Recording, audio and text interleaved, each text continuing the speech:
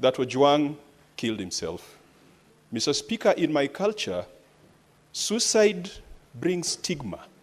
And the IG of police has brought untold suffering, stigma, to the family of Ojwang by purporting that this gentleman killed himself when the autopsy clearly reveals that he was killed in the hands of police. Can you direct the IG to apologize and withdraw on the floor of this House on the strength of the autopsy report?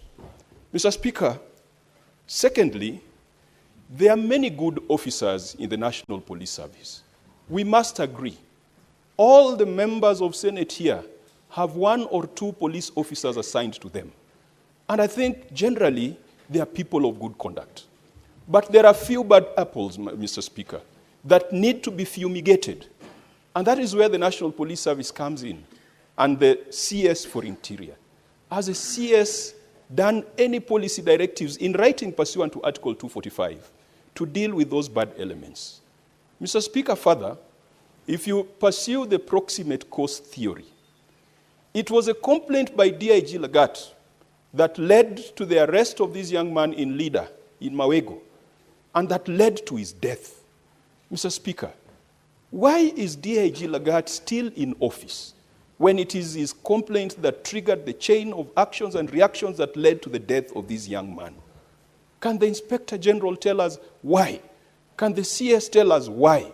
Because you cannot be in office still having authority and power, and you are the person who is being investigated.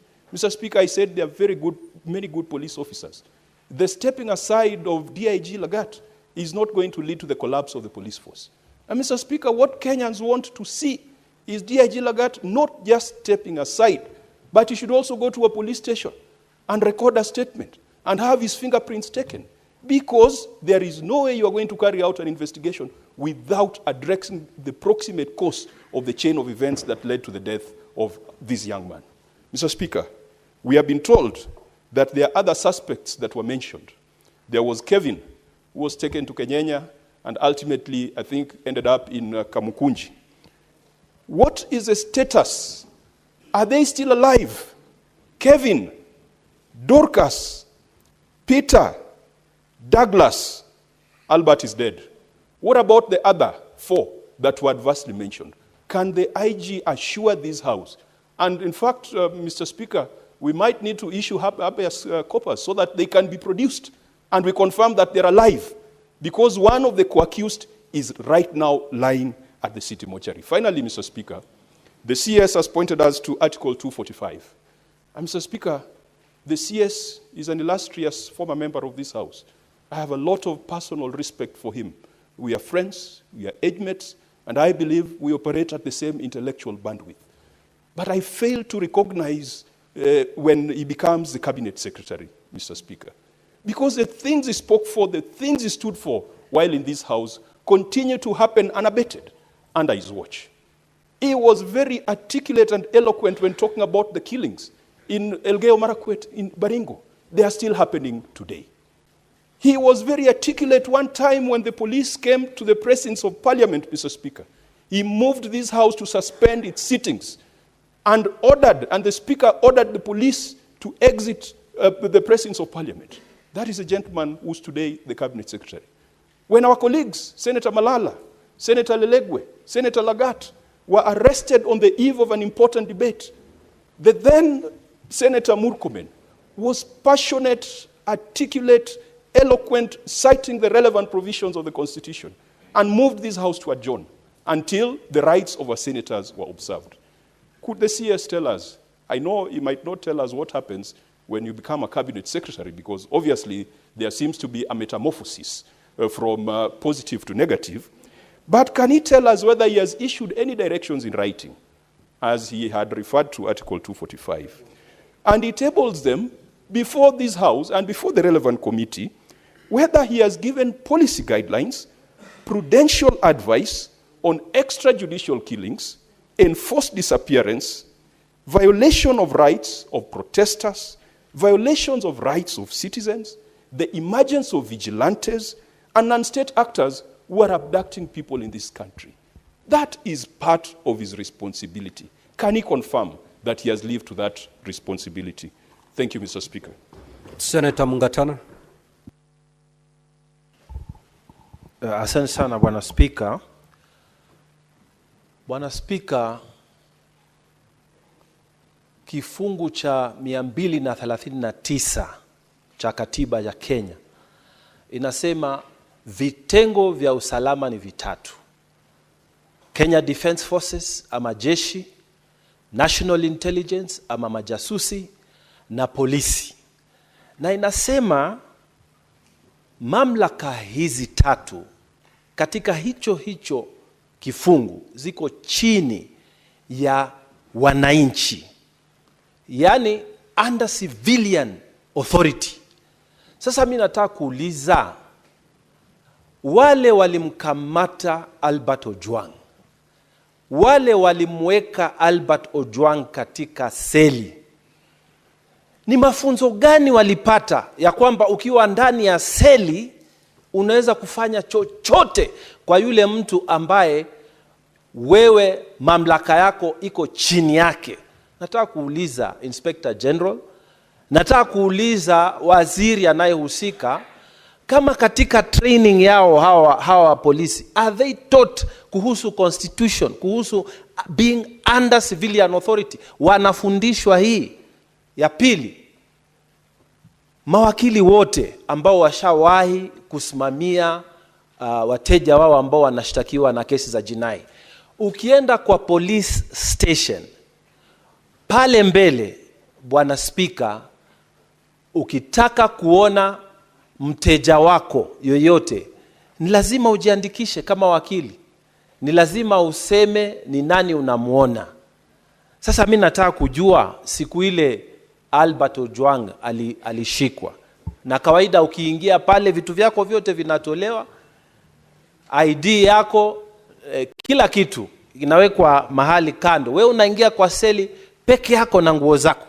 Swali nataka kuuliza, polisi watuambie, Inspector General, walikuwa watu wangapi katika ile seli? Kwa sababu huyu mtu tumeambiwa amepigwa ama amekufa kwa sababu ya maumivu aliyopata. Sasa either alipigwa na wale wenzake ambao walikuwa wako hapo ndani, ama alipigwa na polisi ambao walipata nafasi ya kuingia. Kila mtu ambaye anaingia pale lazima ajiandikishe. Tunataka kujua IG wa polisi, ile kitabu ambayo ukitaka kuingia kwa seli unaandikishwa, kiko wapi? Na ni askari gani walipewa nafasi ya kuingia?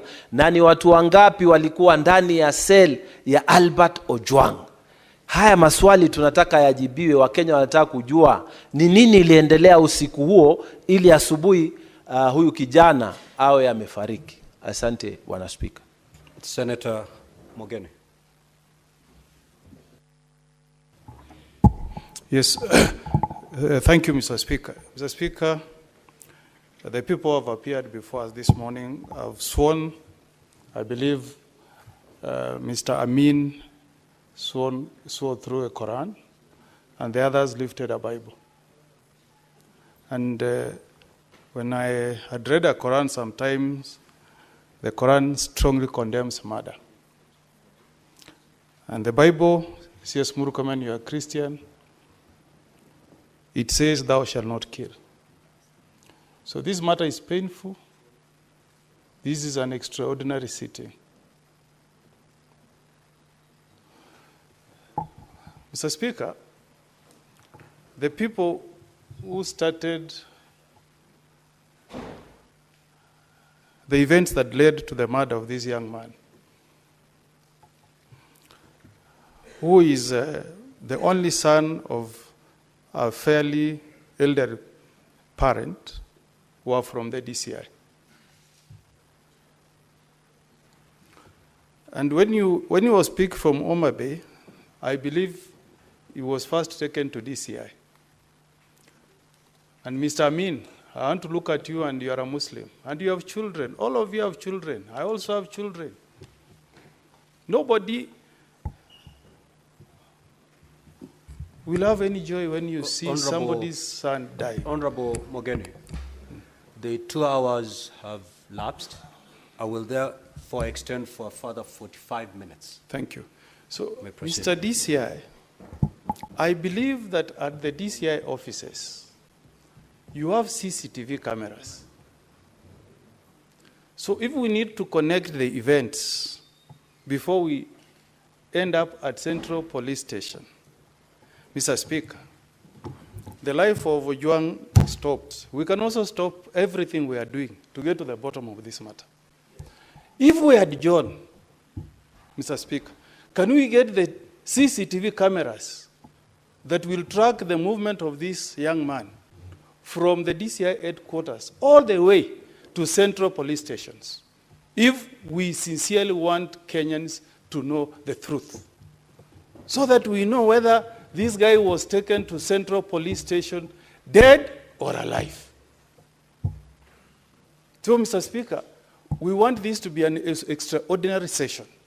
If we have to go to the bottom of the truth, can the DCI tell us this afternoon, since you have sworn by the Quran, that you can get us the CCTV cameras that will show us the state this late man was when he left DCI, assuming that the CCTVs cameras at Central Police Station were tampered with.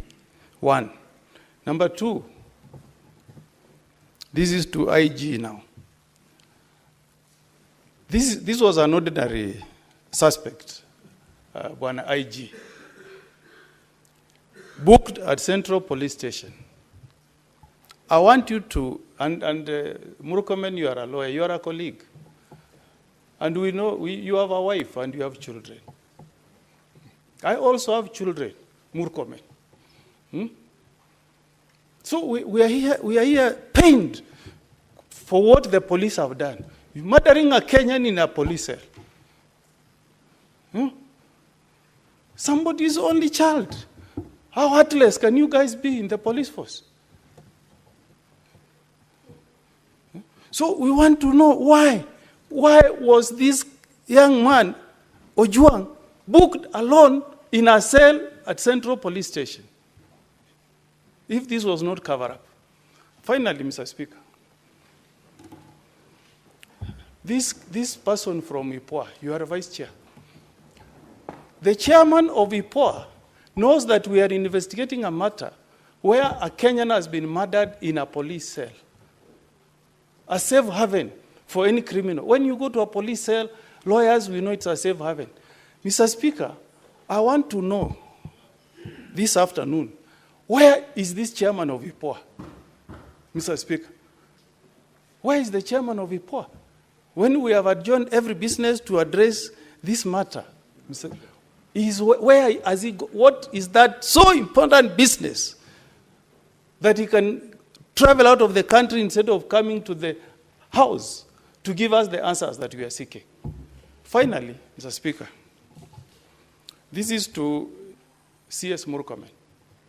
Because you are a colleague, we were with you here last session. You know chapter 14 as a total 10 articles, 10 of them. You know that Article 240 establishes the National Security Council. If you read Article 4, Article 240 is about Article 3. It says the council shall exercise supervisory control. Supervisory is a verb, an action word, a to-do word. So it says the National Council shall supervise all the police units. So how can you come here, CS, this morning to tell us that the government of the Republic of Kenya has no eye, can say nothing?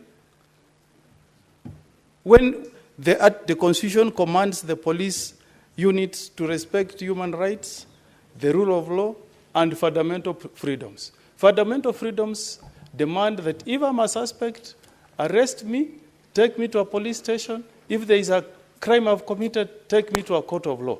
So I want to ask you, CS, this morning, do you want to tell us that the government of the day, led by the Commander-in-Chief, has got no supervisory powers over the police force in Kenya. Is that what you are telling the Senate of the Republic of Kenya this morning? Those are my questions. The Deputy Speaker.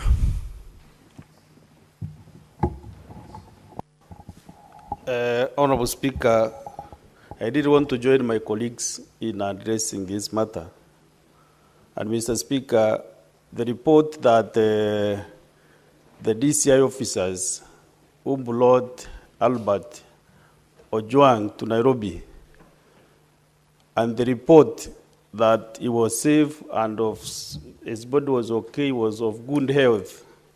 I want to ask IPOA, because they have agreed with that report. And also they have made a conclusion at the end of the day that Albert Ojwang did not commit suicide. They have already concluded to that bit. So I want to ask IPOA, how truthful is the report that you have?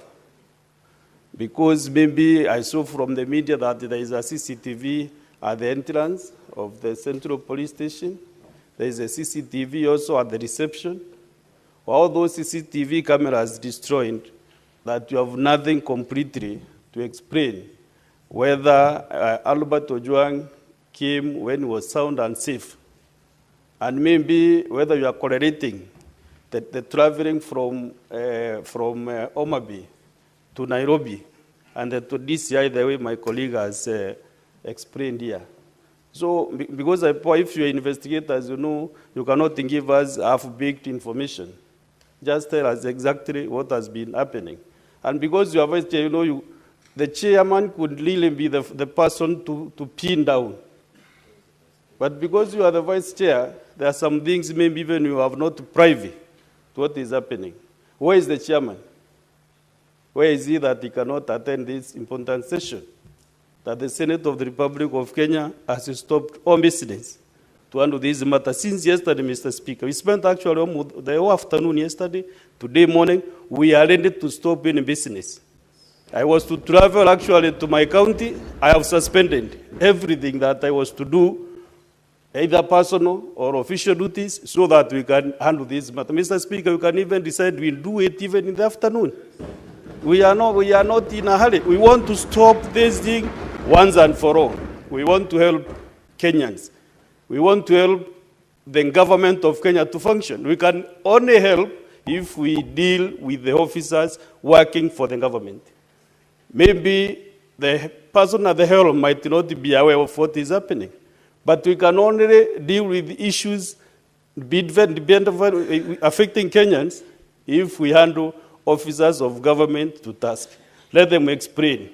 If the officer will say, I was given the authority to say this or to do this by another officer who is there than him, we want to go that level, Mr. Speaker. Therefore, my colleagues agree with me that we can suspend all business. Actually, the order number 9 was a report from liaison officer. Mr. Speaker, I'm not ready to move that order until we get clear information from this team which is here. We are not in a hurry. Let the Senate of Kenya, which I'm serving in this 13th Parliament, be known as the Senate which stopped extrajudicial killings. Mr. Speaker, 4 years ago we lost a very young man, not a sniper, Daniel Mudeini, sniper from Meru. Up to date, that guy has never been banned because we are waiting for investigations to be concluded. We lost another gentleman, Mwenda Mbijewe, in 2016. Up to date, we have no traces of Mwenda Mbijewe. Sniper is lying at the morgue in Maua Hospital. Still, we said we shall not bury him as a Meru community until we get justice for Sniper and his family. So, Mr. Speaker, I don't think if I'm a senator representing a community and then we come and rush over issues here, then we are doing the wrong thing, Honorable Speaker. Mr. Speaker, I can even resign as a senator for Meru if any business that we do here, we don't do it conclusively. I can tender my resignation. If at all we are doing things covering and then the officers will go, no conclusion. And Mr. Speaker, I'm really at the pains because of those two guys from Meru.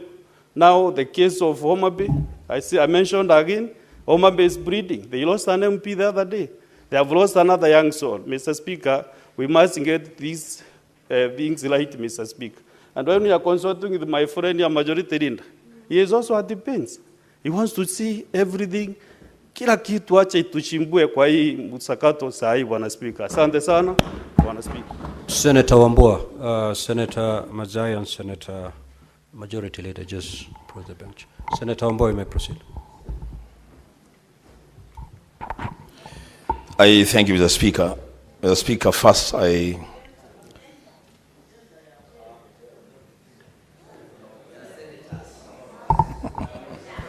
Just proceed, Senator Wambua.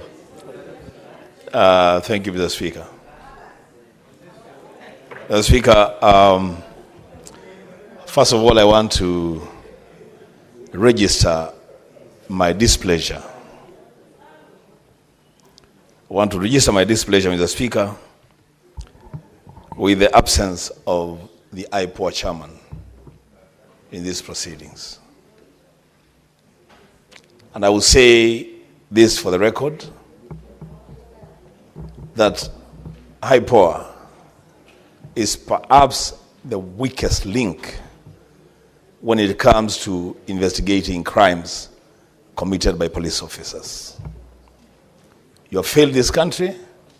The absence of your chairman in a proceeding as important as this is just a testimony of how casually you do your work. To hear that the IPOA chairman is in Arusha, undertaking whatever business he's undertaking, when this matter is being transacted in the Senate, is a shame. Now let me go to the questions that I want to ask. One, to the AG. Was Central Police Station the first police station for Albert to be booked upon arrival in Nairobi? Is that the place where he was first booked? Secondly, IG, did you tell us on record and under oath that the OCS Central Police Station confirmed that Albert was in good physical health at the time of being booked in the police cell? For us, if that question is answered, IG, then it will lead to a lot of other conclusions. Was this man okay when he was being booked in the police cell? One IG, who interfered with the CCTV cameras at the Central Police Station on the night in question? And you cannot tell us you don't know. Because if you don't, there's a big problem. Who exactly interfered with the CCTV cameras and for what reason? Number 4, to the